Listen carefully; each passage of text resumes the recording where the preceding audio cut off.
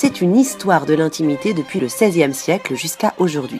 On commence la visite par une tapisserie qui illustre le bain somptueux. Et puis on traverse les siècles. D'abord on se lave avec des messieurs et des dames, ensuite seulement entre dames, comme une œuvre extraordinaire que l'on verra lors de l'exposition qui présente 2 femmes habillées dans leur bain.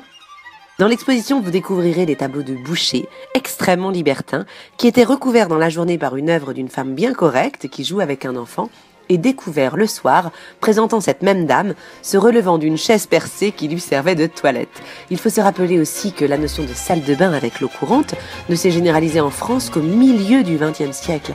À l'époque, et c'est ce que vous découvrirez en regardant bien les œuvres de Degas, au début du siècle par exemple, il n'y a évidemment pas de robinet, pas de trou pour vider la baignoire, pas même de pièce dédiée à la toilette. La baignoire est au milieu du salon.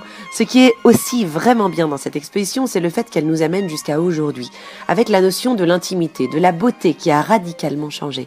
On se prélasse désormais dans son bain, on se pouponne dans sa salle de bain, on a vraiment dépassé la notion d'hygiène pure, allant parfois jusqu'à des excès d'esthétique.